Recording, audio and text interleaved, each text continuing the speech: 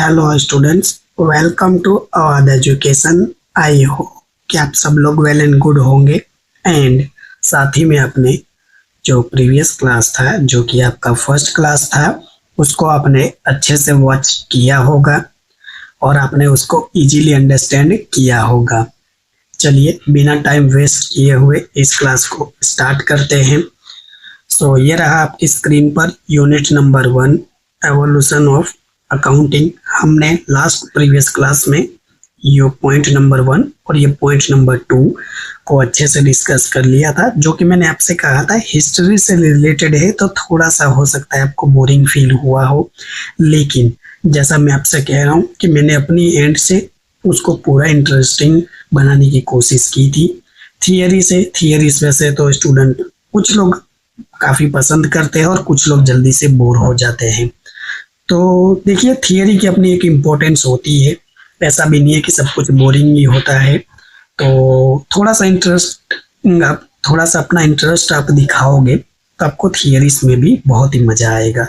चलिए ऑफिशियली इस क्लास को स्टार्ट करते हैं। इस वीडियो में हम point number 3 and point number 4 आपका कंप्लीट करेंगे।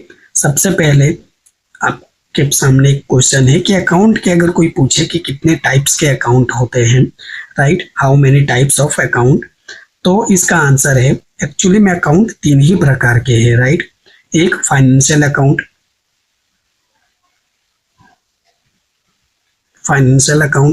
जो कि आप कहाँ पढ़ते हो, 11th में एंड 12th में, और ये जो बीकॉम सेम 1 है इसमें आप पढ़ोगे। 1 एंड 2 भी कंसिडर कर लीजिए। दूसरा अकाउंट कौन सा होता है? दूसरा कॉस्ट अकाउंट होता है, जो कि कॉस्ट अकाउंट का आपका परिचय कहाँ होने वाला है, तो बीकॉम सेम 3 से होने वाला है। BCom sem 3 and 4, right. And तीसरा जो अकाउंट होगा वो कौन सा होगा? मैनेजमेंट अकाउंट होगा। Management account, right. तो ये सेमेस्टर 5 से आपको मिलेगा, बीकॉम सेम 5 एंड 6 से। तो अगर कोई आपसे पूछे कि अकाउंट कितने प्रकार के होते हैं, तो अकाउंट 3 ही प्रकार के होते हैं। फाइनेंशियल अकाउंट जो कि आप पढ़ के आए हो और अभी पढ़ रहे हो। कॉस्ट अकाउंट जो कि आप कहाँ पढ़ने वाले हो, सेम 3 से पढ़ोगे। एंड मैनेजमेंट अकाउंट ये कहाँ पढ़ोगे आप? सेमेस्टर 5 से पढ़ोगे। तो वहीं यहाँ एक थियरी दी गई है आपको कि कॉस्ट अकाउंटिंग और मैनेजमेंट अकाउंटिंग। चलिए इसको हम कवर करेंगे। वैसे ये देख लीजिए, कॉस्ट अकाउंटिंग गुजरात यूनिवर्सिटी 2025, यानी यहाँ से आपसे क्वेश्चन पूछा गया है, राइट। तो ये इम्पोर्टेंट हो सकता है, रिपीट होने के चांसेस है। चलिए बहुत हो गई बातें, अब सीधा स्टार्ट करेंगे। पॉइंट नंबर 3 है कॉस्ट अकाउंटिंग। कॉस्ट से आप क्या चीज समझते हो, राइट। किसी चीज की कॉस्ट यानी क्या, राइट। गुजराती में आपड़ा पड़तर कहेवाय, राइट। पड़तर क्या हो गया पेन को? गुजराती में आना पड़तर कहेवाय।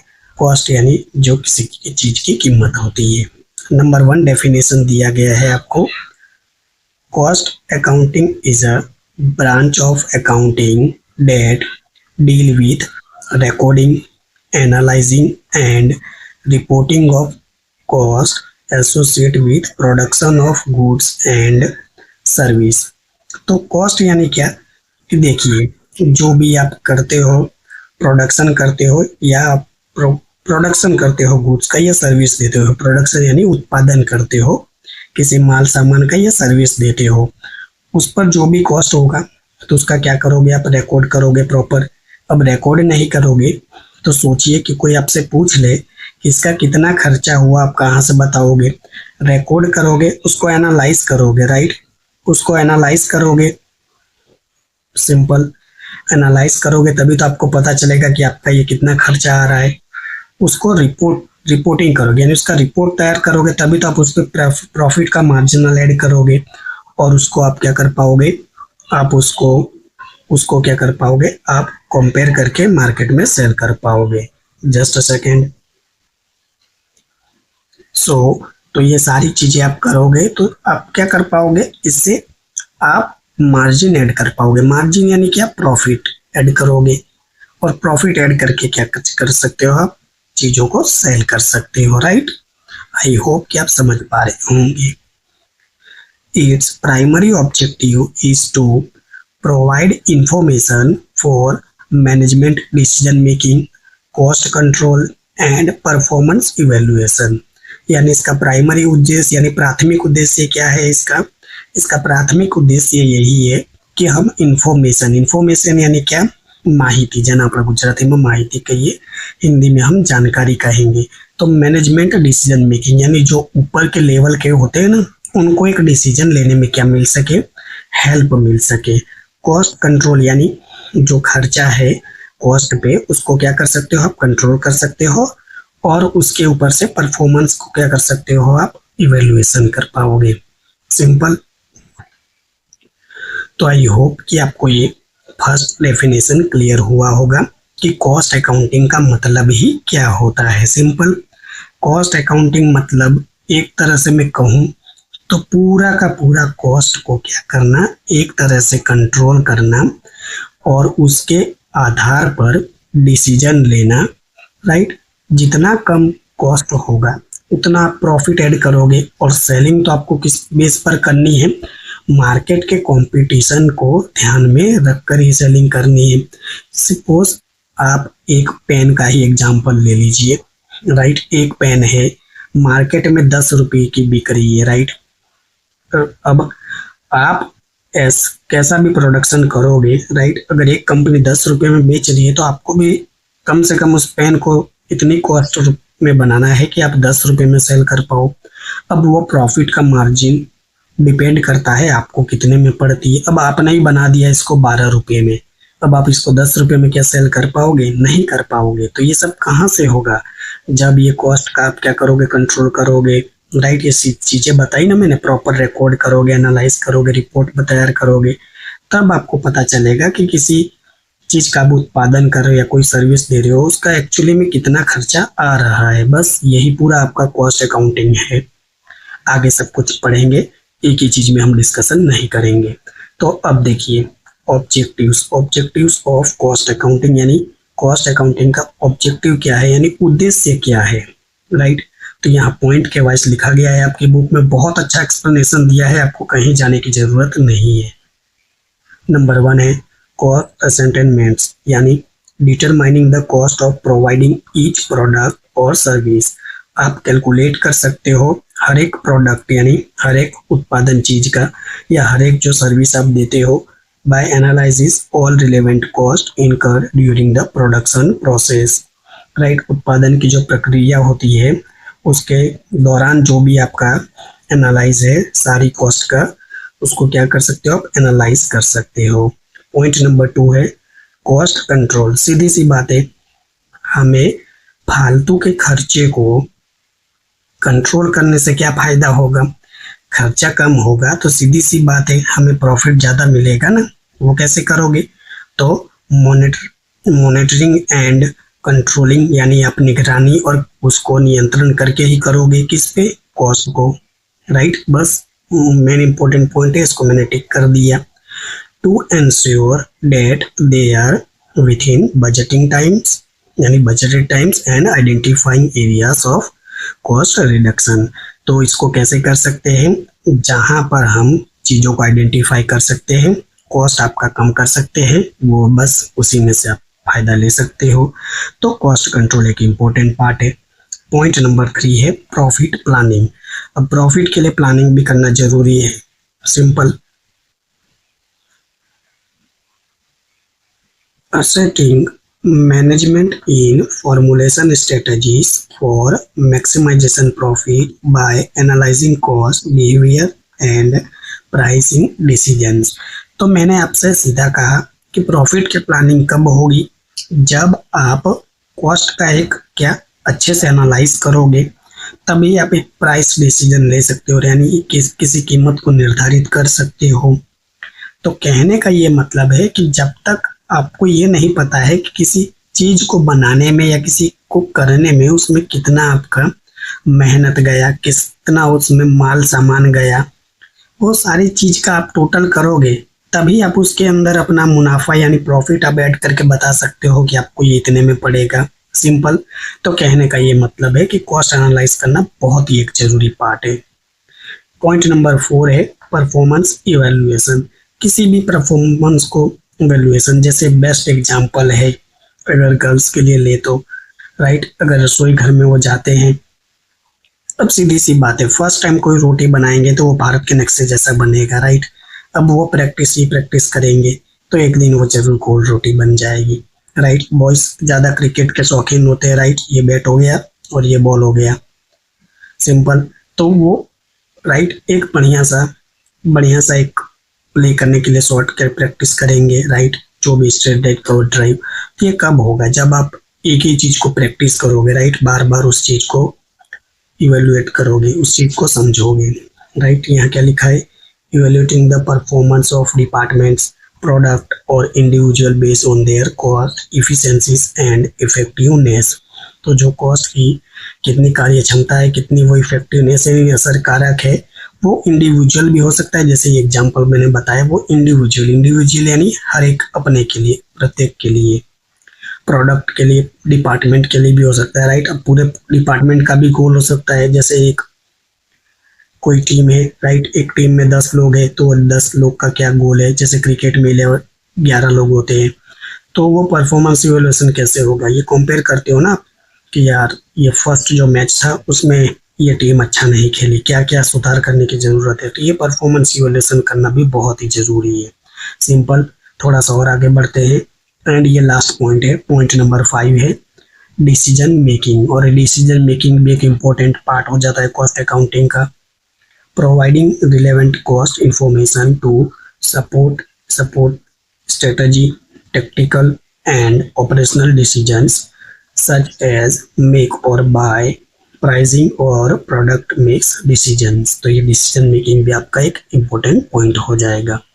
आई होप कि आपको ये फर्स्ट पॉइंट काफ़ी अच्छे से समझ आया होगा, ऑब्जेक्टिव ऑफ कॉस्ट अकाउंटिंग। चलिए थोड़ा सा और आगे बढ़ते हैं। यस, पॉइंट नंबर 3 है आपकी स्क्रीन पर, component of cost accounting. Cost accounting के कंपोनेंट क्या क्या हो सकते हैं। कंपोनेंट यानी क्या, एक प्रकार से कह सकते हो आप एलिमेंट, राइट। तो ये क्या क्या हो सकते हैं कंपोनेंट, तो देखिए नंबर 1 है डायरेक्ट कॉस्ट एंड नंबर 2 है इनडायरेक्ट कॉस्ट। ये दोनों का मतलब क्या है। अब डायरेक्ट कॉस्ट वो होता है जो directly trace to specific product, service और डिपार्टमेंट, जो डायरेक्टली उसको क्या करता है, इफेक्ट करता है। जैसे एग्जांपल के लिए हो गया डायरेक्ट मटेरियल्स या डायरेक्ट लेबर, ये सीधा असर करता है मटेरियल कितना चाहिए और उस पर लेबर यानी वही वेजिस आपका, राइट। तो कितना असर करेगा, ये डायरेक्ट कॉस्ट हो गया। इनडायरेक्ट कॉस्ट यानी cost that can not be easily trace to specific cost object and allocated और apportion based on predetermined method. जैसे ओवरहेड्स कॉस्ट हो गया, ओवरहेड्स यानी क्या, फैक्ट्री में रेंट हो गया आपका, यूटिलाइज हो गया। डेप्रिसिएशन यानी क्या, घिसाई, राइट। तो ये इनडायरेक्ट कॉस्ट आपका हो जाएगा, जो कि ये डायरेक्ट आपको इसको ट्रेस नहीं करेगा, डायरेक्ट इस पे इफेक्ट नहीं करेगा, लेकिन ये खर्चा तो बताएगा ही। तो ये डायरेक्ट कॉस्ट और इनडायरेक्ट कॉस्ट हो गया। अब देखिए फिक्स कॉस्ट और variable cost, right. Fix cost, variable cost और सेमी वेरिएबल कॉस्ट, यानी जो फिक्स और वेरिएबल का दोनों का मिलके बनता है। फिक्स यानी समझ रहे हो ना, फिक्स मतलब एकदम स्थिर, ये चीज होने ही वाली है, लगने ही वाली है, यानी ये अप्लाई होगी। और वेरिएबल यानी क्या, वेरिएबल यानी चलित, राइट, एक प्रकार से चलित विचलन जो कहते हैं इसको। अब फिक्स कॉस्ट यानी देखिए cost that remain constant, constant यानी एक लगातार वो क्या होगी, वो कॉस्ट उस पर इफेक्ट करेगी regardless that of the level of production और एक्टिविटी। फॉर एग्जाम्पल जैसे रेंट हो गया, अब देख लीजिए 1 मंथ का रेंट आपको देना ही देना है। अब चाहे आप उस जगह को यूज करें या ना करें, ये कोई लेना देना नहीं है, राइट। तो ये रेंट तो देना ही है, सिंपल। इंश्योरेंस जो उस पर लग चुका है वो तो अप्लाई करना ही है। लेकिन वेरिएबल में ऐसा नहीं है, cost that vary proportionally with changes in the level of production और एक्टिविटी। वेरिएबल कॉस्ट यानी क्या, जैसे कि यहाँ एग्जाम्पल है रॉ मटेरियल्स और डायरेक्ट लेबर। अब रॉ मटेरियल यानी क्या, देख लीजिए, मुझे कोई 10 प्रोडक्ट बनानी है तो उस पर कितना लगेगा, जितना मेरे पास मटेरियल है वो 10 प्रोडक्ट पे लगेगा। यही मुझे 100 प्रोडक्ट बनाना हो तो बताइए ये कितना हो जाएगा। ये 10 गुना बड़ा है, यानी ये भी 10 गुना बढ़ेगा। तो ये चेंज हुआ या नहीं। सपोज मुझे 1000 वही प्रोडक्ट बनाना है तो ये तो पूरा का पूरा चेंज होता जा रहा है। लेकिन यहाँ देख लीजिए, रेंट पे मेरा कोई असर पड़ेगा। मैं 1 मंथ का जो रेंट दे रहा था वो चाहे मैं 1 दिन वर्क करूं तो भी मुझे पूरा का पूरा जो रेंट डिसाइड हुआ है वो देना है। चाहे मैं 10 डेज वर्क करूं तो भी मुझे उतना ही रेंट देना है, राइट। और मान लीजिए कि मैं पूरे के पूरे 30 डेज वर्क कर रहा हूँ, जो भी जगह ली है रेंट पे, किसी भी कोई भी रेंट हो गया, तो इस पे कोई असर पड़ा नहीं। मान लीजिए ये फिक्स कर दिया गया था 50,000, तो ये मुझे 1 दिन के लिए भी 50,000 देना है, 10 दिन का भी 50,000 देना है, और 30 दिन का हो तो भी मुझे 50,000 देना है। कोई फर्क नहीं पड़ा। लेकिन यहाँ वेरिएबल कॉस्ट में फर्क है, बिल्कुल जी फर्क है। 10 चीज बनाऊंगा तो इतना कम खर्चा होगा, राइट। उससे मैं 10 गुना चीज बनाऊंगा तो 10 गुना खर्चा होगा। उसका भी 10 गुना मैं करूंगा तो और 10 गुना खर्चा होगा। यानी समझ रहे हो ना। तो इसी को फिक्स और इसी को वेरिएबल बोलते हैं। सेमी वेरिएबल कॉस्ट अब किसे बोलते हैं, तो देखिए ये दोनों का कॉम्बिनेशन है, both fix cost and variable cost का कॉम्बिनेशन। जैसे यूटिलिटीज हो गया या मेंटेनेंस कॉस्ट हो गया, जो दोनों के बेस पर कंबाइंड होकर जो कॉस्ट निकल कर आती है वो आपका सेमी वेरिएबल कॉस्ट हो गया। एग्जांपल के लिए यूटिलिटीज है और यहाँ मेंटेनेंस कॉस्ट है। तो ये कंपोनेंट्स थे कॉस्ट अकाउंटिंग के, बहुत ही सिंपल है। मैंने अपने एंड से इसको बहुत ही अच्छे से एक्सप्लेन किया है। 2 बार आप पढ़ोगे तो आपके भी माइंड में ये क्लियर हो जाएगा, राइट। काफी आसान लैंग्वेज में भी लिखा गया है आपकी बुक में। चलिए थोड़ा सा और आगे बढ़ते हैं। पॉइंट नंबर 4 है method and techniques of cost accounting. Method यानी जिसको आप पद्धति कहते हो, राइट। टेक्निक, जैसे मेथड या टेक्निक को हम पद्धति जो कहते हैं। तो यहाँ देख लीजिए, अब ये जॉब कॉस्टिंग है। एक्चुअली में ये पूरे के पूरे क्या है, ये यूनिट के नाम है, राइट। फिलहाल आपको यहाँ पॉइंट वाइज दिए हैं। जब आप नेक्स्ट सेमेस्टर में पढ़ोगे तो ये पूरे के पूरे चैप्टर है। तो जॉब कॉस्टिंग यानी क्या, assigning cost to each job और product based on its specific characteristics and requirements. जो एक किसी पर्टिकुलर चीज के लिए जो फाइंड आउट करते हैं कॉस्ट, उसको जॉब कॉस्टिंग कहते हैं। It is suitable for industries which customize और यूनिक प्रोडक्ट सर्विस। अब ये किसके लिए सुटेबल है, तो जो राइट कस्टमाइज कर सकते हैं। पहली बात कि यूनिक प्रोडक्ट बना सकते हैं, यूनिक सर्विस दे सकते हैं। अब ये किसके लिए सूटेबल है, तो ये small industries, right. Small industries के लिए सूटेबल है, राइट। वाइडली के लिए काफ़ी कॉम्प्लेक्स हो जाएगा और ये इम्पॉसिबल हो जाएगा, राइट। अब क्यों, क्योंकि देखिए ये जॉब ऑर्डर कॉस्टिंग मतलब क्या, ऑर्डर मिलने पर ही ये काम होगा, राइट। अगर राइट बेस्ट एग्जांपल मैं आपको दूं तो एक चश्मा है जो एक कौन सी कंपनी है कि आप कहोगे उस हिसाब से ही चश्मा बना के देंगे। अब वो राइट आप कहोगे उस हिसाब से बना के देंगे तो डिफिकल्टी हो जाएगी। चलिए ना कपड़े का ही उदाहरण ले लेते हैं, राइट। क्लोथ्स यानी कपड़े का हम उदाहरण ले ले, एग्जाम्पल ले ले। तो रेडीमेड मिलते हैं, राइट। एक तैयार कपड़े मॉल में मिलते हैं तो हम सीधे जाके ले आते हैं। अब उसमें लूज हो गया, फिटिंग वेटिंग कराना पड़ता है। अब आप गए मॉल में, राइट, जो कोई हो सकता है मॉल किसी के घर से 1-2 किलोमीटर दूरी हो, तो आप लेकर आ गए। लेकिन वही कपड़े वापस आपको टेलर के पास से क्या करने हैं, सिलाने पड़े, फिटिंग करे तो वो 1 हफ्ता या 2 हफ्ता या टाइम लेगा, राइट। तो कहने का ये मतलब है कि जॉब कॉस्टिंग जो है किसके लिए सूटेबल है, स्मॉल इंडस्ट्रीज के लिए सूटेबल है।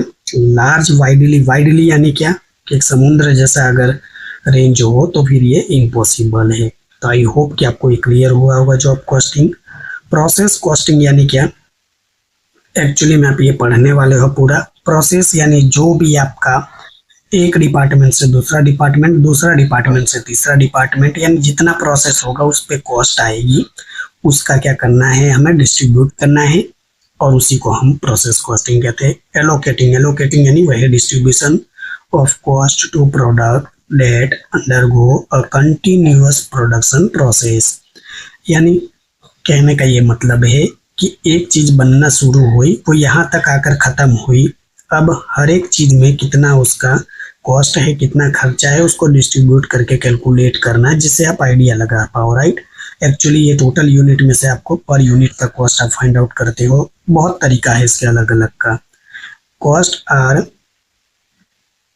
Average over total unit of product during the specific period. तो आप इसको कैसे, एक यूनिट का कॉस्ट कितना आ रहा है, राइट, पर यूनिट का, उसको आप जानने में ज़्यादा दिलचस्पी रखते हो, उसी को प्रोसेस कॉस्टिंग के अंदर हम सीखते हैं। So simple. थोड़ा सा और आगे बढ़ता हूँ मैं। पॉइंट नंबर 3 है आपकी स्क्रीन पर, स्टैंडर्ड कॉस्टिंग। अब स्टैंडर्ड कॉस्टिंग यानी क्या, तो देखिए स्टैंडर्ड कॉस्टिंग यानी एक प्रकार से अब पहले से ही चीज़ों को क्या करोगे, फिक्स कर लोगे। फॉर मान लीजिए कि हम कोई शॉपिंग करने जाते हैं वेजिटेबल्स की, घर से 100 रुपये से लेकर जाएंगे, ये हमने एस्टिमेट लगा लिया है घर पे ही, राइट। एक स्टैंडर्ड सेट कर लिया है, एक बजट बना लिया है, राइट। 100 रुपये की चीज़ लेनी है, अब हम मार्केट में लेकर गए, अगर 80 रुपये की हमें सारी जो वेजिटेबल्स लेनी थी, वेजिटेबल्स वो मिल गई, तो इसका मतलब हमने 20 रुपीज़ क्या कर लिए हैं, सेव कर लिए हैं। जो हमने एस्टिमेट बजट बनाया वो एकदम सही था। वही अगर मान लीजिए कि 110 रुपये हो गए, तो आपका वो बजट स्टैंडर्ड सेट किया गया हुआ बेकार हो गया, राइट। आपका 10 रुपया ज़्यादा चला गया, या तो फिर आप वेजिटेबल कम लोगे, या फिर आपकी पहचान ज़्यादा होगी उस सब्जी वाले भैया से, तो आप 10 रुपये का उधार ही करोगे। स्टैंडर्ड यानी क्या, क्रिकेट में जो लड़के हैं, बॉयज होते हैं मेरी तरह क्रिकेट लवर, या तो जब T20 या कोई भी क्रिकेट 50 ओवर का मैच होता है, तो एक टीम पर्टिकुलर क्या कर लेती है, स्कोर डिसाइड करती है कि नहीं हमें इतना रन बनाना है। वो तो परफॉर्मेंस पे जाएगा, डिपेंड करेगा कि कितना रन्स बनाया कितना नहीं। तो कहने का यही मतलब है कि क्या एक स्टैंडर्ड कॉस्ट होगा, उसका कंपेयर करोगे एक्चुअल कॉस्ट से, then standard identify variance, right. अब इसमें अलग अलग वेरिएंस है जो आप स्टडी करोगे। ये आप कहाँ पढ़ोगे स्टैंडर्ड कॉस्टिंग, ये आपका बीकॉम सेमेस्टर 5 में है, राइट। ये बीकॉम सेम 5 में है। नंबर 4 है एक्टिविटी बेस्ड कॉस्टिंग, ये भी आपका बीकॉम सेम 5 में ही आएगा, जिसे ABC कॉस्टिंग भी कहते हैं। ये क्या करता है, एलोकेट करता है इनडायरेक्ट कॉस्ट को। एलोकेट यानी एक प्रकार से कहना डिस्ट्रीब्यूशन करना, राइट। डिस्ट्रीब्यूशन करना यानी सर हिंदी में बताइए। डिस्ट्रीब्यूशन करना यानी विभाजन करना, चीज़ों को अलग अलग कर देना। तो यही करना है हमें इनडायरेक्ट कॉस्ट का, टू प्रोडक्शन और service based on the activities of consume resources, right. It provide more accurate cost information by tracing cost to cost drivers. यानी एकदम एक्यूरेट यानी परफेक्ट चीज़ों को क्या करता है, ये एकदम परफेक्ट चीज़ों को डिस्ट्रीब्यूट करके बताता है कि कितना खर्चा पर्टिकुलर डिपार्टमेंट में आ रहा है। तो बहुत ही अच्छे अच्छे आसान पॉइंट थे। ये पॉइंट नंबर 5 है आपका, मार्जिनल कॉस्टिंग। यहाँ रह गया पॉइंट नंबर 5 लिखना, मार्जिनल कॉस्टिंग। ये भी आपको कहाँ देखने को मिलेगा, ये भी आपको बीकॉम सेमेस्टर 5 में देखने को मिलेगा। ये पूरा का पूरा क्या है आपका, ये पूरा का पूरा एक यूनिट है, चैप्टर है। अब मार्जिन यानी क्या, तो देखिए मार्जिन यानी यही एक प्रकार से प्रॉफिट, राइट। एक प्रकार से क्या है, प्रॉफिट है। सेल्स है, सेल्स यानी जो आप बेचोगे, राइट। गुजराती मुझे ना આપણે વેચાણ કહીએ, એમાંથી તમે પડતર એટલે કે કોસ્ટ को हम लेस कर देंगे सेल्स में से। तो जो प्रॉफिट मिलेगा, राइट, कितना प्रॉफिट रखना है कॉस्ट के ऊपर, उसी को हम क्या कर देते हैं, मार्जिन कॉस्ट कर देते हैं, राइट। ये देखिए analyzing the relation between variable cost and sales volume. जो वेरिएबल कॉस्ट है और सेल्स वॉल्यूम के बीच को जो डिफरेंस होता है, to determine contribution margin and break even point, right. अब ये देखिए ब्रेक इवन पॉइंट यानी क्या, ब्रेक इवन पॉइंट यानी एक ऐसा लेवल, ना तो वैल्यू माइनस में होगी ना ही प्लस में होगी, यानी न्यूट्रल। न्यूट्रल यानी क्या हो जाएगी, जीरो हो जाएगी, राइट, जीरो। उसी को हम क्या कहते हैं, ब्रेक इवन पॉइंट कहते हैं। तो इसी चीज के रिलेशन को क्या स्टडी करते हैं मार्जिनल कॉस्टिंग में, किसमें, variable cost, sales volume variance और जो कंट्रीब्यूशन होता है इसी चीज को कुल मिला के वही प्रॉफिट का मार्जिन कितना रखना है वही फाइनल में निकल कर आएगा। राइट, देखिए लिखा है यहाँ it help in pricing decision and short term planning. तो मैंने आपसे क्या कहा कि प्राइस को निर्धारित करने के लिए, कीमत को निर्धारित करने में ये मदद करता है, लेकिन ये शॉर्ट टर्म प्लानिंग है, यानी छोटे समय के लिए प्लानिंग है, बड़े समय के लिए नहीं है। तो बहुत ही अच्छा यहाँ से आपको एक्सप्लेनेशन दिया था। राइट, आई होप कि आपको ये मेथड और टेक्निक क्या होंगे कॉस्ट अकाउंटिंग के क्लियर हुए होंगे। चलिए थोड़ा सा और आगे बढ़ते हैं। अब देखिए कोई भी अगर इम्पोर्टेंस यानी क्या, महत्व क्या है उसका। चैलेंजेस यानी क्या, डिसएडवांटेजेस। सब डिसएडवांटेजेस लिमिटेशन कहो, ये उसके गैर फायदे। राइट, फायदे गैर फायदे, महत्व यानी क्या, महत्व फायदे, और चैलेंजेस को आप डिसएडवांटेजेस कहते हो, लिमिटेशंस कहते हो, ड्रॉबैक कहते हो, बहुत सारे अंग्रेजी में नाम है। हिंदी में कहूँ तो इसके गैर फायदे यानी नुकसान कारक क्या है वो चीज की बात हो रही है। तो इम्पोर्टेंस में देखिए कि help in assessing the probability of product service and department. तो किसी भी चीज को क्या कर सकते हैं, ये हेल्पफुल हो सकता है प्रोडक्शन, सर्विस और डिपार्टमेंट में। Facilitate cost control and cost reduction initiatives, यानी सीधी सी बात है किसी भी कॉस्ट को कम करने में ये हेल्पफुल होता है। राइट, जो आपने ऊपर पढ़ा ना वही चीज को पॉइंट वाइज करके लिख दीजिएगा। जैसे डिसीजन लेने में, स्ट्रेटजी बनाने में क्या करता है, ये बहुत सारी हमारी मदद करता है। Assist performance evaluation and incentive systems, उसमें भी हेल्पफुल होगा। Enhance transparency and accountability in financial reporting. तो ये अपने मन से भी लिख सकते हो आप, अच्छी बातें लिख देना, फायदा हो गया वो। चैलेंजेस क्या है, नहीं कहते कि एक सिक्का होता है ना, एक सिक्के के दो पहलू होते हैं। Right, head and tail, head and tail. तो एक सिक्के के दो पहलू का मतलब समझ रहे हो ना। एक तरफ हम अच्छी बातें करेंगे, यस ये अच्छा था, ये अच्छा था, एक तरफ अब उसकी हम बुराई भी करेंगे। राइट, जैसे इंसान की खासियत होती है जो करना। तो यही आपके क्या हो जाएंगे, चैलेंजेस हो जाएंगे। तो देखिए identify and allocation indirect cost is accurately. Identify and allocation तो करता है ये इनडायरेक्टली कॉस्ट का, लेकिन थोड़ा क्या है, लेंथी प्रोसेस है।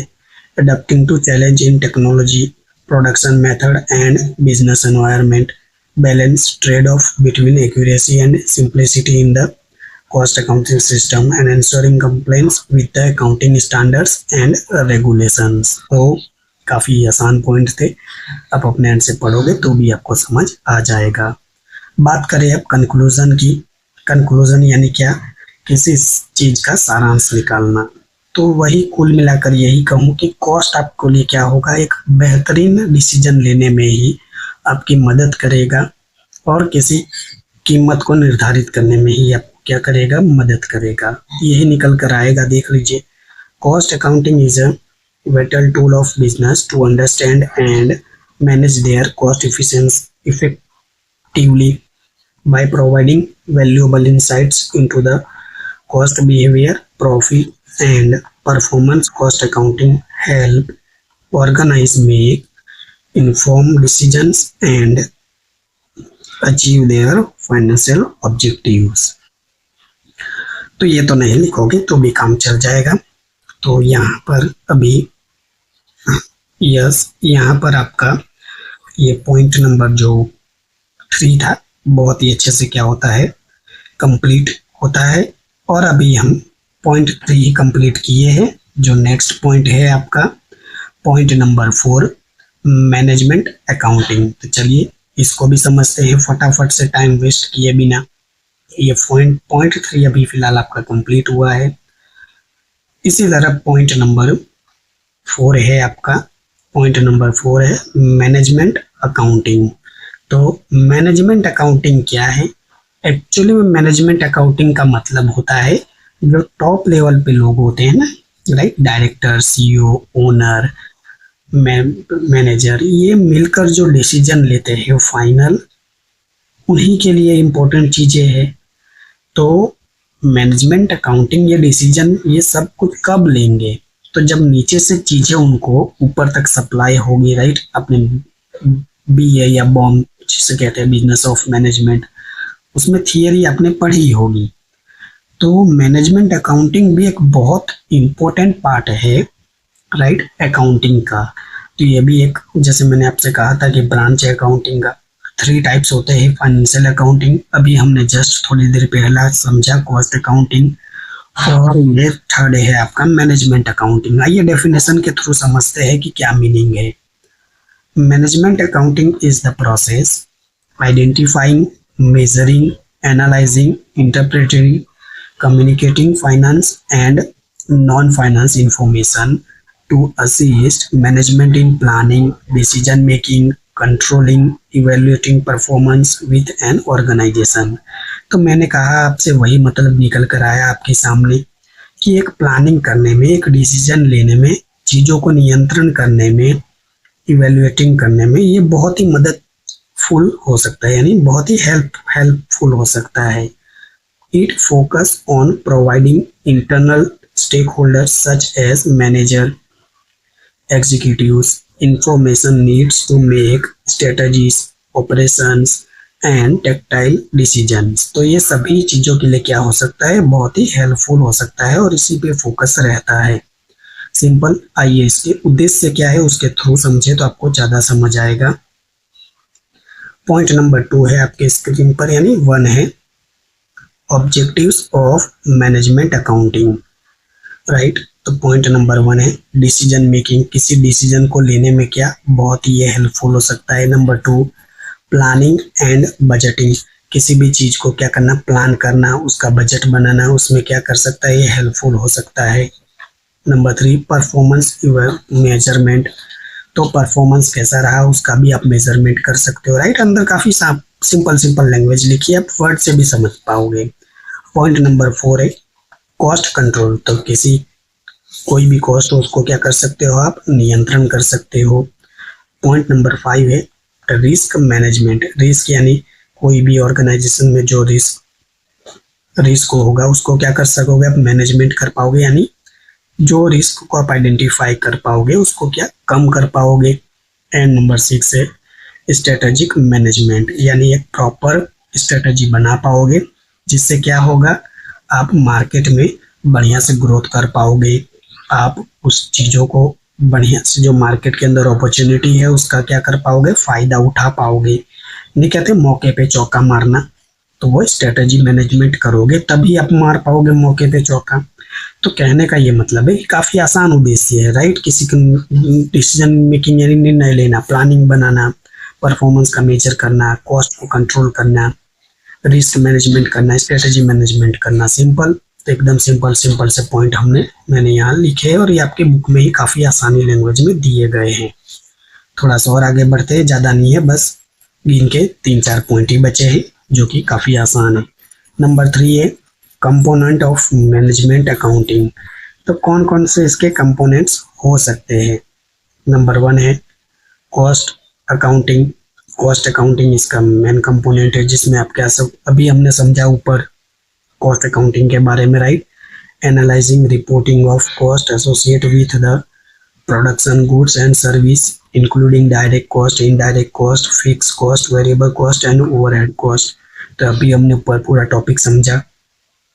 बजटिंग एंड फोरकास्टिंग, तो बजट बनाना, फोरकास्टिंग करना, यानी क्या, फोरकास्टिंग करना यानी अनुमान लगाना। तो ये भी पहले से ही अनुमान लगाएंगे कि ये होने वाला है, ये करना है, तो उसी को कहते हैं एक स्टैंडर्ड फिक्स करना, राइट, स्टैंडर्ड फिक्स करना। सिंपल। पॉइंट नंबर 3 है फाइनेंशियल एक्टिविटीज़, ये भी बहुत इंपॉर्टेंट है। फाइनेंशियल एक्टिविटीज़ में जो आप सीखोगे, एनालाइज फाइनेंशियल स्टेटमेंट, रेशियोज, की परफॉर्मेंस इंडिकेटर्स। एक्चुअली में ये आपका पूरा का पूरा क्या है, चैप्टर है, राइट। ये आगे आपको चैप्टर्स पढ़ने को आएगा, तो ये चैप्टर्स के पॉइंट दे रखे हैं कि किसी रेशियो को मैनेज करना, स्टेटमेंट उसका इवैल्यूएशन करना, ये फाइनेंशियल चीज़ की एनालाइज करने से होगा। वेरिएंस एनालाइज करना, राइट। वेरिएंस में भी बहुत सारे इसके वेरिएंस है, जैसे बजट, जो बजट बनाओगे उसको एक्चुअल के साथ आप कंपेयर करोगे, राइट। जो अगर पॉजिटिव आया तो आप उसको क्या फेवरेबल बोलोगे, और वही नेगेटिव आया तो उसको अनफेवरेबल बोलोगे, तो वेरिएंस का एनालिसिस करोगे। परफॉर्मेंस है उसका आप मैनेजमेंट करोगे, स्ट्रेटेजिक प्लानिंग बनाओगे, सिंपल तो काफ़ी आसान पॉइंट्स है, ऐसा भी नहीं है कि आपको ये थोड़ी सी भी तकलीफ देगा। पॉइंट नंबर 7 है रिस्क मैनेजमेंट है, उसको भी आप अंडरस्टैंड कर पाओगे। डिसीजन सपोर्ट्स, यानी कोई डिसीजन लेने में आपको क्या होगा, हेल्पफुल होगा।